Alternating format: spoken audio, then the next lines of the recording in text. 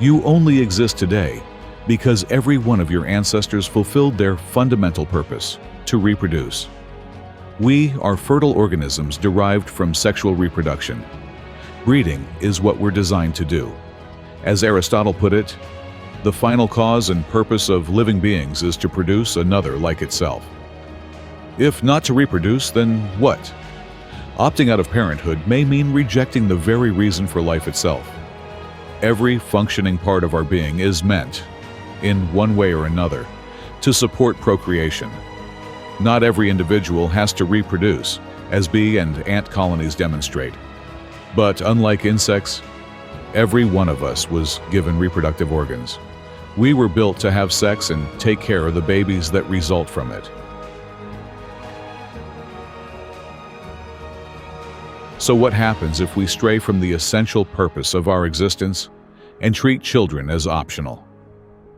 To me, this is about more than just declining birth rates. Almost every fiber of our being is geared toward reproducing. If we're not doing that effectively, what are we doing? And what does it mean for the health of society and the quality of individual life? Are we here just to entertain ourselves?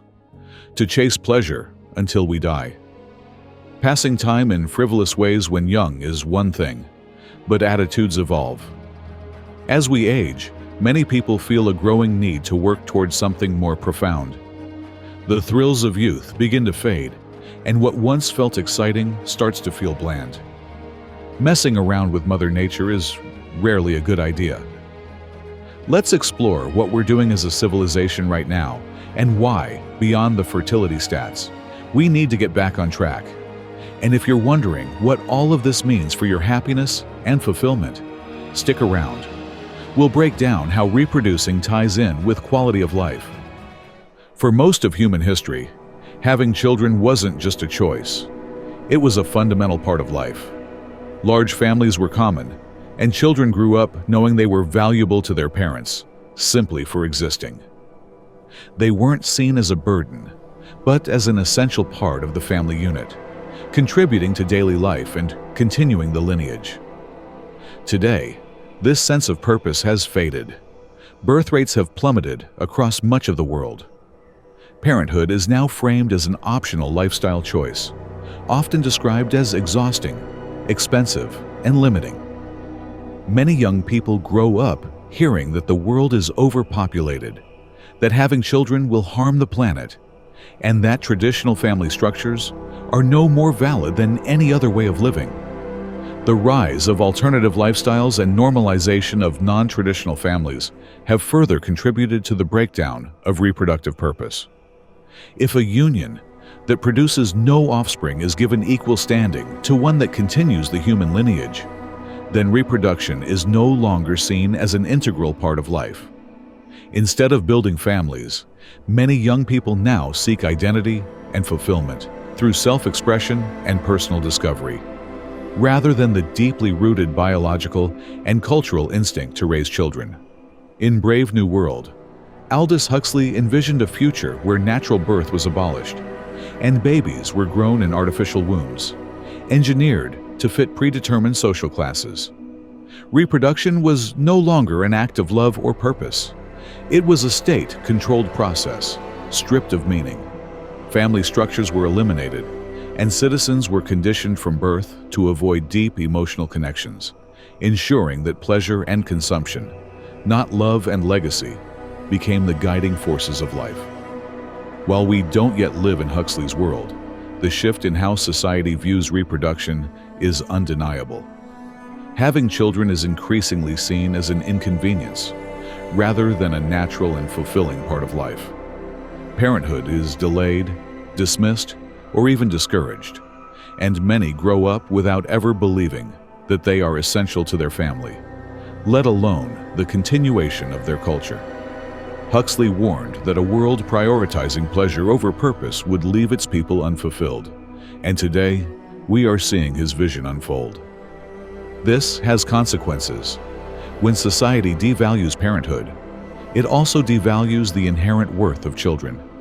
Instead of being cherished as the center of family life, many now grow up with the sense that they are a costly responsibility, not a source of joy. If previous generations knew, deep down, that their birth was part of something greater, today's youth are left adrift, searching for meaning in a world that tells them reproduction is unnecessary or even selfish. This loss of intrinsic value leads to a crisis of purpose. The instinct to build a family has been replaced by personal gratification and career ambitions. Yet these pursuits rarely provide the same depth of fulfillment. People chase pleasure, status, and entertainment, but deep down, something is missing. Societies that abandon the biological and cultural role of family inevitably create generations that feel detached, uncertain, and unfulfilled. Perhaps this is why so many young people today struggle with a sense of meaning. If life has no built-in purpose, and if one of humanity's oldest driving forces, procreation, has been dismissed as unnecessary, what is left? A level of despair among the younger generations is understandable, as entire cultures appear to be quietly slipping into the night. There is a way out. Psychologists like Martin Seligman, the founder of positive psychology, have found that the happiest people don't chase pleasure. They chase meaning. Meaning gives life depth, resilience, and a reason to endure hardship. Aldous Huxley understood this too. True freedom isn't about doing whatever feels good. It's about having the discipline to choose what truly matters. Fulfilling lives are built, not given. Friedrich Nietzsche put it simply, "He who has a why to live can bear almost any how." The happiest people aren't those who feel good all the time. They are those who have a purpose, a reason to get up in the morning. But today, entire cultures are disappearing. Fertility rates have collapsed. More people are dying than being born in places like South Korea, Japan, and Italy. Once thriving nations are aging rapidly, with too few children to sustain them. In other places, mass immigration is replacing native populations at a speed never before seen in history. And yet, there is no resistance, no great fight for survival, only quiet acceptance. Huxley saw this coming. A population trained to value comfort over legacy will not fight for its future. A society that stops reproducing has already surrendered. For most of history, life was about survival and continuation. Families were large, children were the future, and every generation understood that their existence was part of something greater. Now, people are conditioned to believe that having children is optional, expensive, even selfish. That their own civilization doesn't matter, that their ancestors' struggles were meaningless, and their descendants are unnecessary. But what happens to a society that stops believing in its own future? We already know the answer. It fades away. The truth is, we evolved for a certain way of living. Our ancestors weren't glued to screens. They didn't spend their lives in artificial environments, isolated from real human connection.